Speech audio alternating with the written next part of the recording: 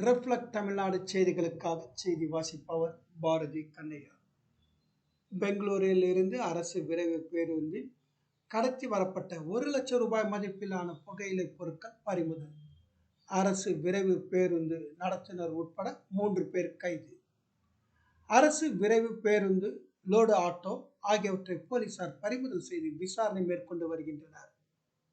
தூத்துக்குடி மாவட்டம் கோவில்பட்டி அருகே தொட்டிலோவன்பட்டி விலக்கு பகுதியில் உள்ள தேசிய நெடுஞ்சாலை போக்குவரத்து காவல்துறை சிறப்பு உதவி ஆய்வாளர் சுப்புராஜ் தலைமையில் போலீசார் வாகன தணிக்கையில் ஈடுபட்டு இருந்தனர்.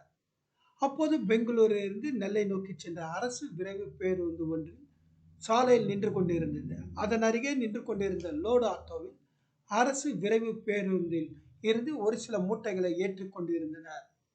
இதனை பார்த்த போலீசார் விரைந்து சென்று அந்த மூட்டைகளை பிரித்து பார்த்தபோது அதில் தமிழக அரசினால் தடை செய்யப்பட்ட புகையிலை பொருட்கள் இருப்பது தெரிய வந்தது.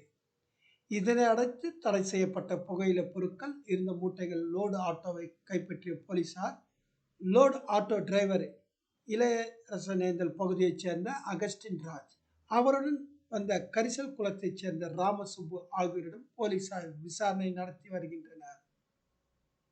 இதேபோன்று அரசு விரைவு பேருந்து நடத்தினர் நெல்லை தாடையுத்தினை சேர்ந்த பாலசுப்ரமணியனிடமும் போலீசார் விசாரணை மேற்கொண்டு வருகின்றனர். விசாரணை பெங்களூரில் இருந்து கொண்டு வரப்பட்ட தடை செய்யப்பட்ட புகையிலை சாத்தூருக்கு கொண்டு செல்ல இருப்பதாக தெரிய வந்தது.